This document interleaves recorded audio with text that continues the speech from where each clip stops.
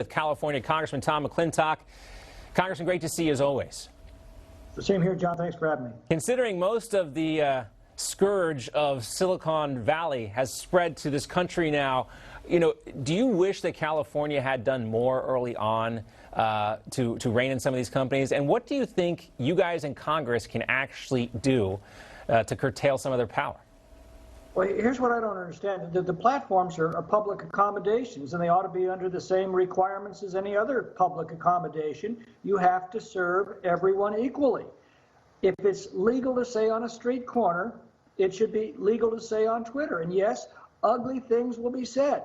But the way to deal with that is to maintain the freedom to denounce those ugly things, not try and censor them. Censorship makes these ugly things more powerful, not less powerful.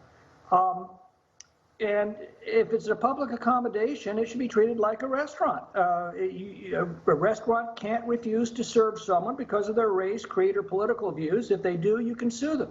Why can't you sue Twitter and Facebook for the same thing?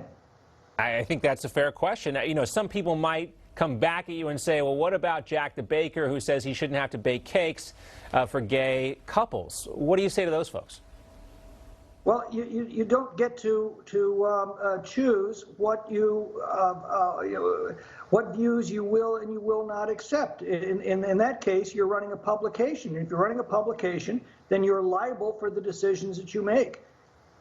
I think that's a fair point. And again, California, we don't expect to see anything like this happen, but you do see companies moving out of California, going to places like Texas. Do you think some of these states are sending a message saying, like, don't bring that stuff here. We'll take the jobs, but we don't want the Silicon Valley mentality coming to places like South Dakota and Texas and Florida? Well, I've said for years now, California Republicans are still winning the vote. The problem is people are now voting with their feet and leaving. And they're voting with their feet and leaving California because of excessive taxes, excessive regulations that have destroyed the quality of life in what was once the most beautiful state in the country. It is a beautiful place, California. Lots of pretty places out there in California. Downtown Los Angeles, not among them. Lots of problems there. But here's the thing. I remember when it was beautiful. Sure. And when you look at where people are moving, a lot of them are moving out in the middle of the Arizona and Nevada deserts. Now, you look at our beautiful state and ask yourself, what conceivable act of God could make California a less desirable place to live than the middle of the Nevada nuclear test range? No act of God is that terrible, but acts of government can do that much damage, and over time they have. Yeah, one-party rule. We're seeing the impact of that in California, and it's concerning. We see it in other places as well. Let's talk about this COVID relief bill, quote-unquote relief bill. Nearly $2 trillion. Still lots of money sent in the last relief bill that hasn't been spent yet. But the White House is touting this as the most progressive piece of legislation in history. Senator Bernie Sanders says, quote, is the most significant piece of legislation to benefit working people in modern history. I don't think it's going to benefit, though, a lot of working people. It's going to benefit people who are not working, isn't it? Well, Jack, right. First of all, I can definitely agree with them. This is the most left-wing measure that the Congress has ever passed. We have to understand what it means, $1.9 trillion. Divide the number of U.S. households into that, and it comes to about $15,000 for an average family in America. That's the bill that you will have to repay to cover this. We don't have the money, so we borrow it. We borrow it from the same capital pool that would otherwise be available to loan to you as a consumer or a home buyer or a small business. And that money all has to be paid back. And it is all paid back through your future taxes, through inflation, and through tax-driven price increases as businesses pass along their costs to you as a consumer, or as lower wages as they pass along their costs to you as an employee. That's the only way government debt can be supported, and this debt is massive. So it basically means that you will be living $15,000 less well off if you're an average family over the next decade or so, just to finance this one spending bill that has surpassed all records for its left-wing objectives. And Congressman, I don't include you in this category, but it is good to hear Republicans talking about the debt again. This problem's never really gone away, but it's definitely back in our focus right now. I also want to talk about the recall effort against California Governor Gavin Newsom. Leaders of the effort say they almost have enough signatures to trigger this special election. The deadline is March 17th. What do you see happening with the recall effort for Gavin Newsom?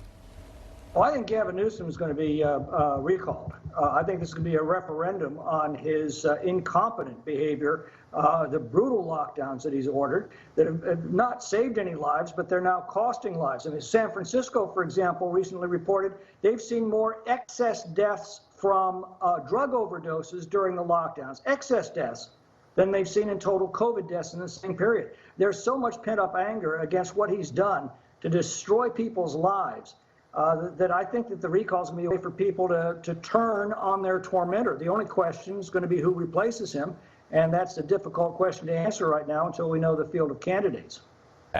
Correct me if I'm wrong, but there are, I think, 5 Major League Baseball teams in California. You got the Angels, you got the Dodgers, you got the Padres, you got the Giants, and you got the Athletics. Gavin Newsom opening up sporting events all of a sudden, magically right now, getting a lot of positive press for that. I saw almost a laughable headline in an opinion piece in the Los Angeles Times that says Gavin Newsom hits a home run by opening up sporting events. Do you think he's only doing that because his popularity is falling? This is like a last-ditch effort to try and save his governorship? Oh, that's it exactly, but I think it's too little too late. I mean, people remember he's the one that caused this damage in the first place. He's the one that ordered all of the businesses to shut down, produced one of the highest unemployment rates in the country. We now have the highest effective poverty rate in the country, and the excess deaths caused by these lockdowns are mounting. People understand all of that, and they also understand what he's doing now.